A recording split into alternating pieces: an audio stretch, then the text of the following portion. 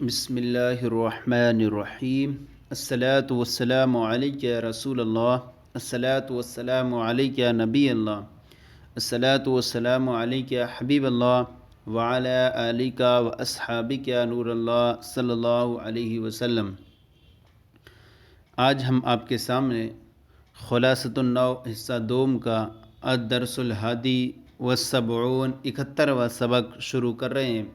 آج کا جو سبق ہے وہ جملوں کا اعراب کیسا ہوتا ہے، مرفوع ہوتا ہے کہ منصوب ہوتا ہے کہ مجرور ہوتا ہے، مجزوم ہوتا ہے، یہ ساری تفصیل ہم آج کے سبق میں پڑھنے کی سعادت حاصل کریں گے۔ تو آئیے ہم شروع کرتے ہیں۔ آج کا جو سبق ہے وہ جملوں کا اعراب۔ فرماتے ہیں جملہ محلاً کبھی مرفوع، کبھی منصوب، کبھی مجرور اور کبھی مجزوم ہوتا ہے، اور کبھی اس کا کوئی اعراب نہیں ہوتا۔ یعنی جملہ جو ہوتا ہے چونکہ مبنی کے حکم میں ہوتا ہے جملہ بھی، اور کلام عرب میں مورب صرف دو ہوتے ہیں، ایک یہ کہ وہ ترکیب میں واقع ہو اور فعل مضارع جبکہ عامل ناصب و جازم وغیرہ سے خالی ہو۔ باقی جو جملے وغیرہ ہوں گے وہ مبنی ہوتے ہیں، اور مبنی جب ہوگا جس کا اعراب تو وہ محلاً ہی کہا جاتا ہے۔ تو اب محلاً کا مطلب یہ ہوتا ہے کہ وہ اگر وہاں مورب ہوتا تو وہ اس کو اعراب اس پر ظاہر ہو جاتا۔ تو اب اس کو کہیں گے کہ یہ اس کی جگہ میں ہے، مرفوع کی جگہ میں ہے، یا مجزوم کی جگہ میں ہے، یا مجرور کی جگہ میں ہے۔ اگر اس پر لفظی اعراب ظاہر ہوتا تو وہ ظاہر ہو جاتا۔ فرماتے ہیں جملہ محلاً کبھی مرفوع، کبھی منصوب، کبھی مجرور اور کبھی مجزوم ہوتا ہے، اور کبھی اس کا کوئی اعراب نہیں ہوتا ہے۔ اب فرماتے ہیں سب سے پہلے ساری صورتوں میں سے مرفوع ہونے کے بارے میں۔ فرماتے ہیں محلاً مرفوع، جملہ اگر محلاً مرفوع ہو تو وہ کب بنتا ہے محلاً مرفوع۔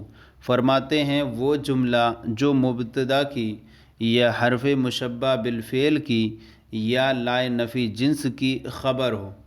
وہ جملہ جو مبتدا کی یا حرف مشبہ بالفعل کی یا لائے نفی جنس کی خبر ہو تو وہ جملہ بھی محلاً مرفوع کہلاتا ہے۔ یہاں پر پہلی مثال دیکھیں، وہ جملہ جو مبتدا کی خبر واقع ہو، جیسے زید یذهب، زید جاتا ہے۔ یہاں پر یذهب ایک جملہ ہے جو فعل فاعل سے مل کر کے مرکب ہے جملہ، اور یہ جملہ جو ہے یہ خبر واقع ہو رہا ہے زید مبتدا کی، تو اس کو کہیں گے یذهب کو، یہ یذهب جو ہے وہ محلاً مرفوع ہے، محلاً مرفوع ہے۔ تو زید یذهب، زید جاتا ہے۔ اسی طرح یا حرف مشبہ بالفعل کی خبر واقع ہو اور حرف مشبہ بالفعل کا اسم منصوب ہوتا ہے اور خبر مرفوع ہوتی ہے، لیکن اگر خبر جملہ ہے تو اس کو ہم کہیں گے کہ یہ جو ہے خبر محلاً مرفوع ہے۔ یا حرف مشبہ بالفعل کی خبر ہو، جیسے ان زیدن ابوہ عالم، بے شک زید کا باپ عالم ہے۔ یہاں ان حرف مشبہ بالفعل ہے اور زیدن اس کا اسم ہے جو کہ منصوب ہوتا ہے، اور ابوہ عالمون یہ پورا جملہ ہے، جملہ اسمیہ ہے، اور جملہ اسمیہ ہو کر کے اس کی خبر واقع ہے انا کی، اور خبر چونکہ مرفوع ہوتی ہے لیکن جملہ ہے تو جملے کو ہم کہیں گے جملہ محلاً مرفوع ہے، یعنی مرفوع کے جگہ میں ہے، اس اعتبار سے یہ محلاً مرفوع ہے۔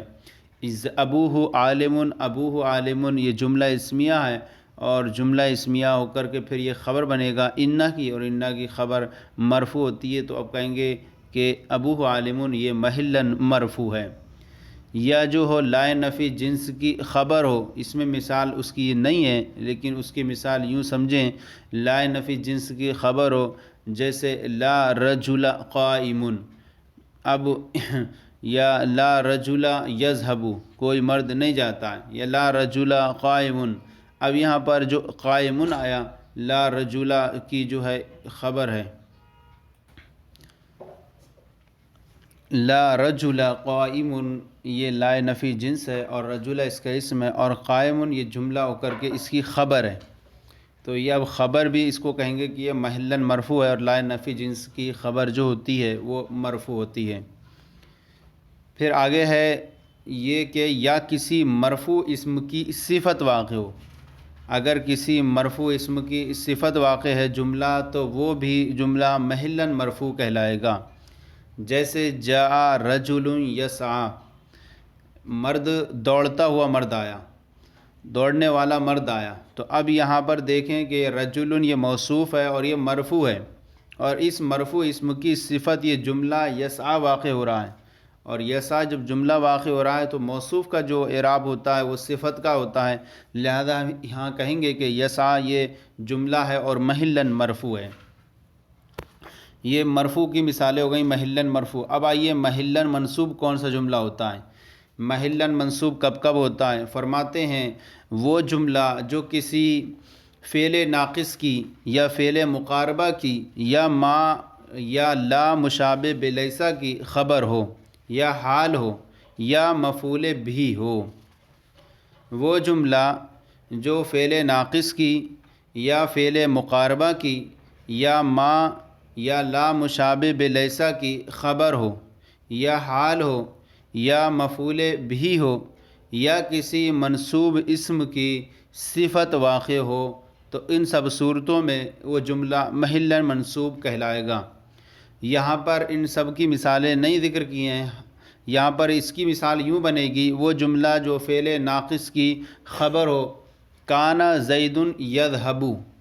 یذہب یہ کانا کی جو ہے خبر ہے، اور کانا کی خبر جو ہوتی ہے یا افعال ناقصہ کی خبر جو ہوتی ہے وہ منصوب ہوتی ہے. لہذا کانا زید یذہب، زید جاتا تھا، یہ یذہب جو ہے یہ جملہ ہے، اور جملہ یہ خبر کی جگہ واقع ہے، اور خبر جو ہوتی ہے وہ منصوب ہوتی ہے. جملہ جو ہے یہ محلاً منصوب ہوگا، یذہب محلاً منصوب. اسی طرح یا فعل مقاربہ کی خبر واقع ہو، جیسے عسیٰ زید ان یخرجا. تو یہاں پر بھی جو دیکھیں عسیٰ یہ افعال مقاربہ ہیں، اور افعال مقاربہ کا جو اسم ہوتا ہے جو مرفوع ہوتا ہے اور خبر منصوب ہوتی ہے. تو عسیٰ زید ان یخرجا، قریب ہے کہ امید ہے کہ زید نکلے. یہاں ان یخرجا یہ اس کی خبر واقع ہے، اور خبر یہ جو ہوتی ہے وہ محلاً منصوب ہوتی ہے اس کی، لہذا ان یخرجا یہ محلاً منصوب ہے. یا ما اور لا مشابہ بلیسا کی خبر واقع ہو. ما اور لا مشابہ بلیسا کا اسم مرفوع ہوتا ہے اور خبر منصوب ہوتی ہے. اگر کوئی جملہ ان کی خبر واقع ہوتا ہے تو وہ بھی محلاً منصوب کہلائے گا. جیسے ما زید قائما، زید کھڑا نہیں ہے. تو یہاں قائما جو ہے یہ اس کی خبر واقع ہے، اور خبر جو ہوتی ہے وہ محلاً منصوب ہوتی ہے، لہذا یہ بھی محلاً منصوب ہوگا. اسی طرح ما زید یقوم، زید کھڑا نہیں ہوتا ہے. لا رجل افضل، مرد افضل نہیں ہے، تو افضل. لا رجل یقوم، مرد کھڑا نہیں ہوتا ہے. تو یہاں پر رجل لا مشابہ بلیسا ہے، اور اس کی جو ہے یہ خبر ہے اور خبر منصوب ہوتی ہے، لہذا ہم کہیں گے یقوم یہ محلاً منصوب ہے. یا حال ہو یا مفعول بھی ہو، یا حال ہو یا مفعول بھی ہو یا کسی منصوب اسم کی صفت واقع ہو. حال ہو مثلاً جیسے ہم کہیں جاء ضربت زیدن، یا ضربت زیدن وہو راکب، میں نے زید کو مارا اس حال میں کہ وہ سوار تھا. اب یہاں راکب جو جملہ آیا یہ جملہ حال ہے اور ذوالحال کا، اور ذوالحال تو ایسی صورت میں یہاں پر حال بھی جو ہے وہ محلاً منصوب ہے. تو ذوالحال یہاں پر جو ہے حالت نصبی میں ہے، تو اس کا جو حال ہے وہ راکب یہ جملہ ہے، اور یہ بھی جملہ محلاً منصوب ہے. یا حال ہو یا مفعول بھی ہو، یا وہ جملہ حال ہو یا جملہ مفعول بھی ہو. جیسے مثلاً کہیں جاء ضربت زیدن وہو راکب، میں نے زید کو مارا کہ وہ سوار تھا. تو یہاں وہ راکب یہ جملہ ہے، اور یہ جملہ جو ہے ذوالحال کا حال بن رہا ہے، اور حال حالت نصبی میں ہوتا ہے، لہذا ہم کہیں گے یہ وہو راکب محلاً منصوب ہے. یا مفعول بھی ہو، مفعول بھی ہو جیسے ضربت زیدن مشدودن. یا یوں کہیں اس کو صرف جملہ ہی ہو، جملہ محلن، یا ضربت زیدن مشدودن، اس طرح کی مثالیں مشدودن یہ مفعول بھی ہے۔ اب یہاں ہم کہیں گے کہ جملہ مشدودن محلن منصوب ہے، محلن منصوب ہے، اور یا کسی منصوب اسم کی صفت واقع ہو، یا کسی منصوب اسم کی صفت واقع ہو تو وہاں پر بھی وہ جملہ جو ہوتا ہے وہ منصوب ہوتا ہے، محلن منصوب۔ یہاں اوپر جو مثالیں تھیں حال ہو یا مفعول بھی ہو، اس کی مثالوں میں اگر ہم یوں ذکر کریں جیسے کہ 3 صورتوں میں مفعول بھی، جملہ مفعول بھی واقع ہوتا ہے، مثلا یوں کہیں قال المعلم فاز سعید، اسی طرح ہم کہیں یقول الامیر المجتہد فائز۔ ان 2 مثالوں میں پہلی میں فاز سعید اور دوسرا المجتہد فائز، یہ دونوں جملے ہیں۔ پہلی مثال میں قال المعلم کا مفعول بھی ہے، اور دوسری مثال میں یقول کا مقولہ ہے المجتہد فائز۔ تو المجتہد فائز اور فاز سعید یہ دونوں مفعول بھی ہونے کی وجہ سے محل نصب میں ہیں۔ یا کسی منصوب اسم کی صفت واقع ہو، جیسے کان زید یحب الفقراء، زید فقیروں سے محبت کرتا تھا، یہاں پر جو ہے یا کسی منصوب اسم کی صفت واقع ہو تو وہاں پر بھی جملہ وہ محلن منصوب ہوا کرتا ہے۔ تو یہاں پر آپ دیکھیں، یہاں ایک مثال آپ کے سامنے پیش کی ہے، وہ جملہ جو فعل ناقص کی خبر ہو، تو یہاں پر یہ ایک مثال ہے بس اس کی، کان زید یحب الفقراء، کہ زید فقیروں سے پسند کرتا تھا، کہ زید یہ اس کا اسم ہے، اور یحب الفقراء یہ پورا جملہ ہے جو اس کی خبر بن رہا ہے، اور خبر جو فعل ناقص کی ہوتی ہے وہ منصوب ہوتی ہے، لہذا یحب الفقراء جملہ محل منصوب ہے۔ یا کسی منصوب اسم کی صفت واقع ہو، جیسے رأیت رجلا جمیلا، رأیت رجلا وہو یرکب، میں نے ایسے مرد کو دیکھا کہ وہ سوار ہونے والے مرد کو دیکھا، یرکب، رأیت رجلا یرکب، میں نے مرد کو دیکھا سوار ہونے والے مرد کو۔ یہاں یرکب یہ رجلا کی صفت واقع ہے، اور رجلا جو ہے منصوب ہے، مفعول ہے، محلن منصوب ہے، تو اس کی صفت بھی وہ ہوگی، وہ محلن منصوب ہوگی۔ تو یہاں پر یرکب یہ جملہ ہے، اور یہ بھی جملہ بھی محلن منصوب واقع ہے۔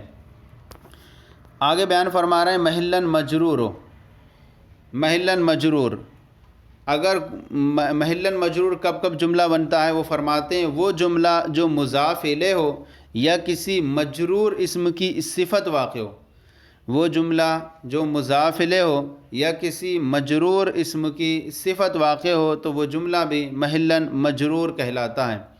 جیسے ھذا یوم یسافر زید، وہ جملہ جو مضاف الیہ ہو یا کسی مجرور اسم کی صفت واقع ہو تو وہ بھی محلن مجرور کہلاتا ہے۔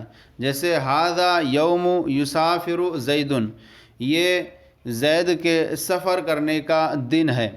یہاں پر جو یسافر زید یہ جو ہے یہ جملہ ہے، اور جو یوم کا مضاف الیہ بن رہا ہے، یوم مضاف ہے اور پورا جملہ یہ مضاف الیہ بن رہا ہے، اور مضاف الیہ محلن مضاف الیہ حالت جری میں ہوتا ہے، لہذا زید یسافر زید یہ جملہ ہے اور پورا جملہ محلن مجرور ہے۔ اسی طرح نظرت الی رجل اتم عملہ، یا کسی مجرور اسم کی صفت واقع ہو تو وہ جملہ بھی محلن مجرور کہلائے گا۔ جیسے میں نے ایک مرد کی طرف دیکھا جس نے اپنا کام پورا کر لیا، یہاں پر اتم عملہ یہ صفت واقع ہے ایک اس کی مجرور اسم کی، اور مجرور یہاں پر اسم رجل ہے، اب موصوف جیسی حالت میں ہوگا ایسی صفت بھی رہتی ہے اس کی حالت میں، لہذا یہاں پر اسم جو ہے حالت جری میں ہے تو اس کی صفت بھی حالت جری میں ہوگی، لہذا ہم کہیں گے اتم عملہ یہ جملہ ہے اور یہ جملہ محلن مجرور واقع ہے۔ محلن مجزوم، اگر جملہ محلن مجزوم کب کب ہوتا ہے، وہ جملہ جو شرط جازم کا جواب واقع ہو، جو شرط جزم کرنے والی ہے، اگر وہ جملہ اس شرط جازم کا جواب واقع ہو تو اس جملے کو بھی ہم کہیں گے کہ محلن مجزوم ہے۔ جیسے من یکسل یندم، جو سستی کرتا ہے وہ شرمندہ ہوتا ہے، جو سستی کرے گا شرمندہ ہوگا۔ من یکسل یندم، یہاں پر من یکسل یہ پورا جملہ ہے، اور یہ جملہ محلن مجزوم، اور یہ یندم یہ اس کی جزا، یہ جواب ہے۔ من یکسل یہ شرط ہے، اور یندم اس کی جو ہے شرط جازم کا جواب واقع ہے۔ تو اب اس کو کہیں گے یندم جو ہے یہ محلن مجزوم ہے، یہ محلن مجزوم ہے۔ یہ جملوں کے بارے میں ہو گیا کہ محلن مرفوع، محلن منصوب، محلن مجرور اور محلن مجزوم کا۔ اب آگے بیان فرماتے ہیں تنبیہ۔ جو جملہ جملے کا تابع ہو اس کا حکم متبوع کے مطابق ہوتا ہے۔ جو جملہ جملے کا تابع ہو اس کا حکم متبوع کے مطابق ہوتا ہے۔ جیسے محمد یقرأ و یکتب، محمد پڑھتا ہے و یکتب اور لکھتا ہے۔ تو اب یہاں دیکھیں کہ یہاں پر یکتب یہ جملہ، یہ ایک جملہ ہے، اور متبوع یہ ہے محمد یقرأ، محمد یقرأ یہ متبوع ہے، اور یکتب یہ تابع ہے، اور جو متبوع کا اعراب ہوتا ہے وہی تابع کا اعراب ہوتا ہے۔ تو اب یہ کہیں گے کہ جو جملے کا تابع اس کا حکم متبوع کے مطابق ہوتا ہے، متبوع پہلے ہوتا ہے اور تابع بعد میں ہوتا ہے۔ لہذا محمد یقرأ یہ متبوع ہے، اور یکتب یہ تابع ہے، اور متبوع کا جو اعراب ہوتا ہے وہ تابع کا بھی ہوتا ہے، لہذا یکتب جو ہے تابع ہے۔ دوسری مثال کان الشمس تبدو و تخفی، سورج ظاہر ہوتا ہے اور چھپتا ہے، سورج ظاہر ہوتا تھا اور چھپتا تھا۔ یہاں پر کان الشمس تبدو یا تبدو یہ پورا جملہ ہم کہیں گے کہ متبوع ہے، یہ تبدو متبوع ہے، اور تخفی یہ تابع ہے، اور یہاں تبدو کا جو اعراب ہے وہی تابع تخفی کا اعراب ہے کہ یہ جو ہے محلن منصوب بنے گا، چونکہ خبر بن رہا ہے اس کی کان الشمس، کانا کی، اور کانا کی خبر جو ہوتی ہے وہ منصوب ہوتی ہے، لہذا جملہ یہ محلن منصوب ہے۔ اب تخفی جو یہ اس پر تابع ہے تو اس کا اعراب بھی وہی ہوگا جو اس کے متبوع کا ہے۔ تو متبوع کا اعراب محلن منصوب ہے، لہذا یہ تخفی بھی جو ہوگا وہ محلن منصوب ہوگا۔ اب اس کے بعد آگے بیان فرماتے ہیں مندرجہ درجہ ذیل تفصیل سے معلوم ہوا کہ 7 قسم کے جملوں کا اعراب ہوتا ہے۔ درجہ ذیل تفصیل سے معلوم ہوا کہ 7 قسم کے جملوں کا اعراب ہوتا ہے۔ نمبر 1 خبر کا اعراب، جیسے کہ آپ نے دیکھا۔ نمبر 2 حال کا اعراب۔ نمبر 3 مفعول بہ کا اعراب۔ نمبر 4 مضاف الیہ کا اعراب۔ نمبر 5 شرط جازم، جواب شرط جازم، جواب شرط جازم، شرط جازم کا جو جواب ہو وہ اس کا بھی اعراب ہوتا ہے۔ نمبر 6 صفت کا اعراب ہوتا ہے۔ نمبر 7 اعرابی جملے کا جو تابع ہو اس کا بھی اعراب ہوتا ہے۔ تو اس طرح کے 7 قسم کے جملوں کا اعراب آپ نے پڑھا۔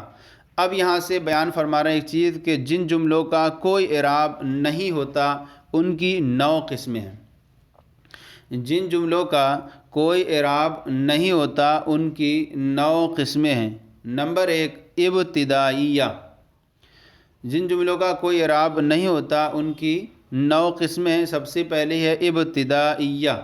ابتدائیہ وہ جملہ جو ابتدائے کلام میں ہو، ابتدائیہ وہ جملہ جو ابتدائے کلام میں ہو، جیسے اللہ خالقن، اللہ پیدا کرنے والا ہے۔ تو ابتدائیہ یہ پورا جملہ شروعات ہے اس کی، لہذا اس کا کوئی جو ہے اعراب نہیں ہوگا۔ تو پہلا یہ قسم ہوئی ابتدائیہ جس کا کوئی اعراب نہیں ہوتا۔ نمبر 2 استینافیہ، استینافیہ یعنی جملہ مستانفہ۔ مستانفہ وہ جملہ ہوتا ہے جس کا ما قبل سے کوئی اعرابی تعلق نہ ہو، ما قبل پہلے والے جملے سے اس کا کوئی اعرابی تعلق نہ ہو تو اس کو بولیں گے جملہ مستانفہ، اور اس کا بھی کوئی اعراب نہیں ہوتا ہے۔ جیسے یقول زید انا عالم انہ جاہل، زید کہتا ہے میں عالم ہوں بے شک وہ جاہل ہے۔ اب یہاں انہ جاہل یہ پورا جملہ ہے، جملہ استینافی یعنی مستانفہ ہے، اس کا کوئی بھی ما قبل والے جملے سے اس کا کوئی تعلق نہیں ہے، اس کو ہم کہیں گے اس کا بھی کوئی اعراب نہیں ہے۔ نمبر 3 ہے تعلیلیہ، وہ جملہ جو علت بیان ہو، سبب بیان ہو تو اس کو ہم کہیں گے جملہ معللہ تعلیلیہ۔ وہ جملہ جو ما قبل کی علت یا سبب بیان کرے، وہ جملہ جو ما قبل کی علت ہو یا سبب بیان کرے تو اس کو ہم کہیں گے جملہ تعلیلیہ۔ وہ جملہ جو ما قبل کی علت یا سبب بیان کرے، جیسے اکرمت بکرن فإنہ عالم، تو یہاں جو ہے فإنہ عالم یہ جملہ تعلیلیہ ہے، یعنی اس بات کو بتا رہا ہے کہ میں نے بکر کی تعظیم کی کیونکہ وہ عالم ہے۔ تو یہاں فإنہ عالم یہ جملہ تعلیلیہ ہے، اور جو ما قبل کی علت بیان کرنے کے لیے آیا ہے، لہذا جملہ تعلیلیہ کا بھی کوئی اعراب نہیں ہوتا۔ اس صورت میں ہم کہیں گے فإنہ عالم یہ جملہ معللہ ہے۔ اس کے بعد ہے نمبر 4 جملہ معترضہ۔ جملہ معترضہ وہ جملہ جو دو متلازم چیزوں کے درمیان آ جائے۔ جملہ معترضہ وہ جملہ ہوتا ہے جو دو متلازم چیزوں کے درمیان آ جائے، اس کو جملہ معترضہ کہتے ہیں۔ اب جملہ معترضہ دو متلازم چیزوں کے درمیان سے مراد یہ ہوتا ہے کہ مبتدا خبر یہ دونوں متلازم چیزیں ہیں، اسی طرح فعل اور اس کا مرفوع یہ بھی دو متلازم چیزیں ہیں، فعل اور اس کا منصوب یہ دو متلازم چیزیں ہیں، اسی طرح شرط و جزا، قسم و جواب قسم اور جواب قسم، حال ذوالحال، موصوف صفت، موصول صلہ، مضاف اور مضاف الیہ، حرف جر اور اس کا متعلق، یہ سب چیزیں جو ہوتی ہیں وہ متلازم ہوتی ہیں۔ ان کے درمیان میں اگر کوئی آ جاتا ہے تو اس کو ہم کہیں گے جملہ معترضہ۔ جیسے یہاں پر یہ دیکھ لیں اللہ تعالی کریم، یہاں جو ہے اللہ جو ہے مبتدا ہے اور کریم اس کی خبر ہے، اس کے درمیان میں ایک تعالی آ گیا تو تعالی یہ جملہ کیا ہے؟ یہ معترضہ ہے۔ اس کو کہیں گے کہ دو متلازم چیزوں کے درمیان آنے والا جملہ معترضہ کہلاتا ہے۔ مزید اس کی مثال یوں دیکھیں آپ، جیسے کہا جاتا ہے زید انا اعلم شاعر، زید انا اعلم شاعر، تو زید مبتدا ہے اور شاعر اس کی خبر، اس درمیان میں انا اعلم آ گیا تو یہ انا اعلم جملہ معترضہ کہلائے گا۔ اسی طرح جاء اظن الغائب، یہاں فعل ہے اور غائب اس کا فاعل ہے، اس کے درمیان میں اظن آ گیا، یہ اظن بھی جملہ معترضہ کہلائے گا۔ اسی طرح اکرم اسعدک اللہ ضیفک، اکرم ضیفک، اپنے مہمان کی تعظیم کر، یہاں فعل اور اس کے مفعول ضیفہ کے درمیان اسعدک اللہ آ گیا، دعائیہ جملہ، اس کو بھی ہم کہیں گے جملہ معترضہ۔ نمبر 5 ہے جملہ تفسیریہ۔ جملہ تفسیریہ کا بھی کوئی اعراب نہیں ہوتا ہے، وہ جملہ جو ما قبل کی تفسیر واقع ہو، ما قبل جملے کی کوئی تفسیر واقع ہو تو اس جملے کا بھی کوئی اعراب نہیں ہوتا۔ جیسے انقطع رزقہ، اس کا رزق ختم ہو گیا، ای ماتا یعنی وہ مر گیا۔ انقطع رزق، اس کا رزق ختم ہو گیا، تو اب یہاں انقطع رزق یہ جملہ ہے اور جملے کی اس تفسیر یعنی مراد کیا ہے اس سے؟ ای ماتا، یہ تفسیر واقع کر رہا ہے ماتا، تو اس ماتا کا بھی کوئی اعراب نہیں ہوگا۔ تو ماتا یہ مفسر ہے جو تفسیر کر رہا ہے پہلے والے کی، مفسر ہے تفسیر کر رہا ہے پہلے والے مفسر کی، تو اس کو آئیں گے انقطع رزق یہ جملہ ہے، اور بعد والا جو ماتا یہ اس کی تفسیر کر رہا ہے تو ماتا کا بھی کوئی اعراب نہیں واقع ہوگا۔ نمبر 6 ہے صلہ۔ صلہ کا بھی کوئی اعراب نہیں ہوا کرتا ہے، جیسے فقد فاز من اسلم، کامیاب ہو گیا وہ شخص جو اسلام لایا۔ یہاں اسلم جو ہے یہ صلہ ہے اور موصول کا، تو اسلم یہ صلے کا بھی کوئی اعراب نہیں ہوگا۔ تو یہ 6 نمبر ہوا کہ وہ جملہ جن کا کوئی اعراب نہیں ہوتا ان میں سے ایک جو ہے صلہ، تو اس صلے کا بھی کوئی اعراب نہیں ہوتا ہے۔ نمبر 7 جواب قسم۔ جواب قسم کا بھی کوئی اعراب نہیں ہوتا، مثلا واللہ انہ حق، اور اللہ کی قسم بے شک وہ حق ہے۔ یہاں انہ حق یہ جواب قسم ہے اور واللہ یہ قسم ہے، اس کی جو ہے جواب قسم بننا ہے انہ حق، تو انہ حق یہ جواب قسم کا بھی کوئی اعراب نہیں ہوتا ہے۔ نمبر 8، جواب شرط غیر جازم۔ جواب شرط غیر جازم کا بھی کوئی اعراب نہیں ہوتا۔ غیر جازم جواب شرط جب بنے گی جب کہ وہ جملہ جو ہو فعل یا ہو، یعنی فعل ماضی استعمال ہو تو وہاں پر جواب قسم غیر جازم ہوگی۔ جواب شرط غیر جازم جیسے لولا الصحابۃ لضللنا، اگر صحابہ نہ ہوتے تو ہم گمراہ ہو جاتے۔ یہاں یہ لولا الصحابۃ یہ شرط ہے اور لضللنا یہ جواب شرط ہے اور غیر جازم ہے، یعنی ماضی ہے اور ماضی پر جزم نہیں آتا، اس میں لفظاً کوئی تبدیلی نہیں ہوتی۔ لضللنا کو ہم کہیں گے یہ جواب شرط غیر جازم ہے اور اس کا بھی کوئی اعراب نہیں ہوگا۔ نمبر 9 تابع۔ تابع ایسے جملے کا جس کا کوئی محل اعراب نہ ہو۔ تابع اس کو کہیں گے ایسے جملے کا جس کا کوئی محل اعراب نہ ہو، جیسے جاء زید و ذہب اخوہ۔ تو یہاں پر ذہب اخوہ یہ جو آیا اس کے بعد یہ تابع ہے، تو اس تابع کا بھی کوئی اعراب نہیں ہوا کرتا ہے، اور جاء زید یہ متبوع ہوگا اور ذہب اخوہ اس کا تابع ہے اور تابع کا بھی کوئی اعراب نہیں ہوا کرتا ہے۔ تو یہ جو سبق تھا آج کا ہمارا سبق نمبر 71 خلاصۃ النحو حصہ اول دوم کا، یہ مکمل ہو گیا۔ اب اس کے بعد آئیے جو ہمارے طریقہ کار ہے کہ ہم اس کی پہلی تمرین کو چھوڑ کے دیتے ہیں کیونکہ اس کا تعلق طلبہ سے سننے پر ہوتا ہے، دوسری تمرین کو حل کرتے ہیں۔ دوسری تمرین میں جو غلطی کی نشاندہی ہوتی ہے اس غلطی کی نشاندہی کو درست کرنا رہتا ہے۔ تو اس میں 4 جملے دیے ہیں دوسری تمرین میں۔ سب سے پہلے غلطی کی نشاندہی میں جملہ ہے وہ یہ جملہ ہے کہ جو جملہ صفت واقع ہو وہ محلاً مجرور ہوتا ہے۔ جو جملہ صفت واقع ہو وہ محلاً مجرور ہوتا ہے، یہ درست نہیں ہے، بلکہ اس کی جگہ یوں کریں گے جو جملہ کسی مرفوع اسم کی، 2 صورتیں بنا سکتے ہیں یہاں پر۔ ایک تو یہ کہ جو جملہ کسی مرفوع اسم کی صفت واقع ہو، جو جملہ کسی مرفوع اسم کی صفت واقع ہو تو وہ محلاً مرفوع ہوتا ہے۔ اس طرح کہہ سکتے ہیں جو جملہ کسی مرفوع اسم کی صفت واقع ہو وہ محلاً مرفوع ہوتا ہے۔ اور ایک صورت یوں بنا سکتے ہیں کہ جو جملہ کسی مجرور اسم کی، یہاں لا دیں جو جملہ کسی مجرور اسم کی صفت واقع ہو وہ محلاً مجرور ہوتا ہے۔ نمبر 2 ہے جو جملہ کسی جملے کا تابع ہو اس کا کوئی اعراب نہیں ہوتا ہے۔ جو جملہ کسی جملے کا تابع ہو اس کا کوئی اعراب نہیں ہوتا ہے۔ یہاں اس کو درست کریں گے اس طرح سے، جو جملہ کسی جملے کا تابع ہو، جو جملہ کسی جملے کا تابع ہو اس کا حکم متبوع کے مطابق ہوگا۔ جو جملہ کسی جملے کا تابع ہو اس کا حکم متبوع کے مطابق ہوگا۔ نمبر 3 ہے جو جملہ جواب شرط واقع ہو وہ محلاً مجزوم ہوتا ہے۔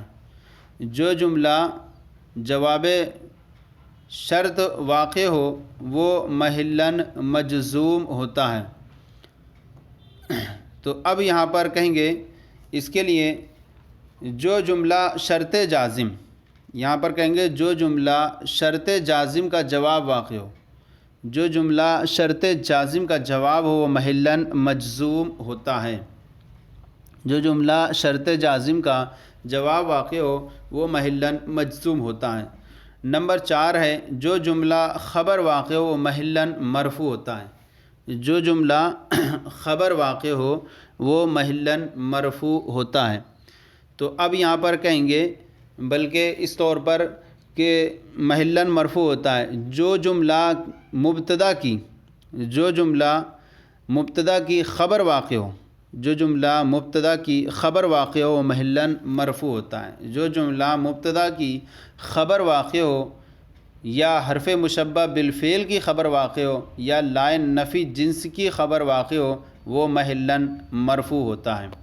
تو یہ تمرین نمبر جو 2 تھی غلطی کی نشاندہی کہہ رہے ہیں یہ درست ہو گئی۔ اب اس کے بعد آئیے تمرین نمبر 3 کو حل کرتے ہیں۔ اس تمرین نمبر 3 کے اندر یہ کرنا ہے کہ خط کشیدہ جو جملے ہیں، خط کشیدہ جملوں کا اعراب اور اس کی وجہ بتائیے، اور جس جملے کا کوئی اعراب نہیں اس کے بارے میں یہ بتائیے کہ وہ 9 قسموں میں سے کون سی قسم ہے۔ نمبر 1 جملہ ہے جاء الذی الف کتابا فی الفقہ، وہ شخص آیا الذی الف کتابا فی الفقہ جس نے فقہ کے میں کتاب تصنیف کی، تالیف کی۔ یہاں الف کتابا فی الفقہ ایک جملہ ہے، اور یہ الذی اس میں موصول جو کہ مرفوع ہے، جو فاعل بنے گا جاء کا، اور الذی کتابا الف کتابا فی الفقہ یہ اس کا صلہ ہے، تو یہ مرفوع ہوگا، محلاً مرفوع کہلائے گا، کیونکہ الذی اس میں موصول محلاً مرفوع ہے تو اس کا جو صلہ ہے وہ بھی محلاً مرفوع ہوگا۔ تو الذی جو مرفوع ہے تو اس کا صلہ بھی محلاً مرفوع ہوگا، لہذا یہ جملہ محلاً مرفوع ہے۔ نمبر 2 ہے لا تحترم رجلا یبتدئ فی الدین، ایسے مرد کی تعظیم مت کر جو دین میں بدعتی ہو۔ یہاں پر جو ہے رجلاً یہ موصوف ہے، اور رجلاً موصوف ہے، اس میں منصوب ہے، اور یبتدئ فی الدین یہ صفت ہے اس کی، لہذا یہ جو ہے وہ محلاً منصوب ہے، کیونکہ رجلاً اس کا اسم جو ہے منصوب ہے تو اس کی صفت بھی جو ہوگی محلاً منصوب ہوگی، لہذا یہ جملہ جو ہے وہ محلاً منصوب ہوگا۔ نمبر 3 ہے فَأَوْحَيْنَا إِلَيْهِ أَنِ اصْنَعِ الْفُلْكَ، تو ہم نے ان کی طرف وحی کی کہ آپ کشتی کو بنائیں۔ یہاں پر جو ہے حضرت نوح علیہ السلام کے تعلق سے ہے کہ اوحینا الیہ، یہ ہم نے ان کی طرف وحی کی، یہ ان جو ہے انل اصنع الفلک، یہ جو ہے جملہ تفسیریہ ہے پہلے والے کی، اور جملہ تفسیریہ کا کوئی اعراب نہیں ہوتا ہے۔ نمبر 4 ہے جلست حیث المنظر جمیل، میں وہاں بیٹھا جہاں منظر خوبصورت ہے، کا منظر خوبصورت ہے، میں ایسی جگہ بیٹھا جہاں کا منظر خوبصورت ہے۔ یہاں جلست یہ جملہ ہے، اور جملہ بالکل ابتدائیہ ہے، اور جملہ ابتدائیہ کا کوئی اعراب نہیں ہوتا ہے۔ اس کے بعد ہے المنظر جمیل، یہ جملہ ہے جو حیث مضاف کا مضاف الیہ واقع ہے، اس لیے کہیں گے المنظر جمیل، یہ جملہ محلاً مجرور ہے۔ نمبر 5 ہے وَإِنَّهُ لَقَسَمٌ لَوْ تَعْلَمُونَ عَظِيمٌ، اور تم سمجھو یہ تو بڑی قسم ہے۔ یا لَوْ تَعْلَمُونَ عَظِيمٌ یہ قسم کا جواب ہے، اور جواب شرط ہے غیر جازم ہے، اور یہاں پر لو جو ہے جزم نہیں کرتا، جواب شرط ہے غیر جازم ہے، اور جواب شرط غیر جازم کا کوئی اعراب نہیں ہوتا ہے۔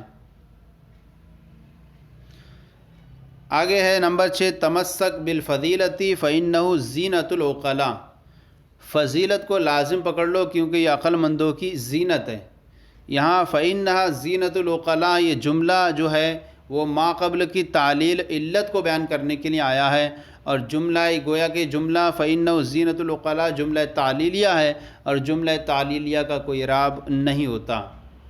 نمبر 7 لا سرور یدوم ہاہنا، کوئی خوشی یہاں ہمیشہ نہیں رہتی ہے۔ یہاں پر یدوم ہاہنا یہ ایک جملہ ہے، اور یہ جملہ جو ہے لا نفی جنس کی خبر واقع ہے، اور لا نفی جنس کی خبر منصوب ہوتی ہے، مرفوع ہوتی ہے، لہذا ہم کہیں گے یہ جملہ یدوم ہاہنا جو محلاً مرفوع ہے۔ نمبر 8 ہے کانا بکر یعمل الخیر ویجود، بکر بھلائی کے کام کرتا تھا اور سخاوت کرتا تھا۔ یہاں پر جو ہے یعمل الخیر یہ جملہ ہے، اور جملہ یہ محلاً منصوب ہے، کیونکہ یہ کانا کی خبر واقع ہو رہا، کانا کی خبر جو ہوتی ہے وہ منصوب ہوتی ہے، تو فعل ناقص کی خبر ہے یہ یعمل الخیر جو محلاً منصوب ہے، اور یجودو اسی پر عطف ہے اس کا، یہ تو یہ بھی جو ہے اب یہاں اگر عبارت نکالیں کانا بکر یعمل الخیر و کانا بکر یجودو تو یہ بھی محلاً مرفوع ہوگا، اور اگر اس کو کہیں کہ اسی پر اس کا تابع ہے تو اس کا کوئی اعراب نہیں ہوگا، مطبوع کا جو اعراب ہوتا ہے تو اسی کے اعتاب سے تابع بھی آیا کرتا ہے۔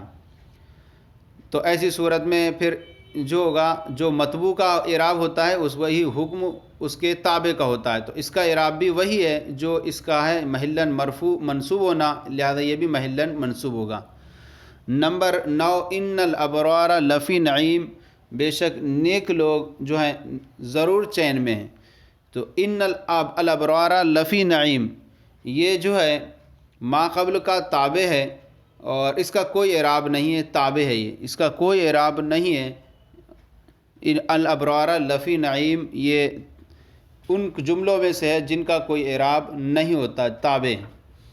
نمبر 10، یکاد البرق یخطف ابصارہم، قریب ہے کہ بجلی ان کی آنکھوں کو اچک لے جائے۔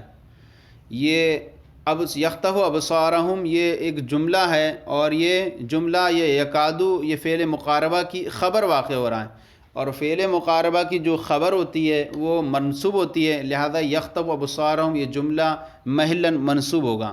تو اس طرح سے یہ جملہ یخطف ابصارہم جملہ محلاً منصوب ہے، جو یکادو کی خبر ہے اور اس کی خبر منصوب ہوتی ہے۔ تو اس طرح سے یہ جو آج کا سبق تھا 71 سبق جملوں کا اعراب خلاصۃ النحو حصہ دوم کا، آج کا یہ بیان مکمل ہو گیا۔ آج کا یہ سلسلہ کیسا لگا ضرور بتائیں، اگر کوئی کمی ہو تو اصلاح فرمائیں، اور ہمارے چینل کو سبسکرائب کریں، دوسروں کو شیئر کریں تاکہ دوسرے بھی آپ کے ساتھ ثواب میں شریک ہو جائیں۔ جزاکم اللہ خیرا، اللہ آپ کے علم میں برکت عطا فرمائے۔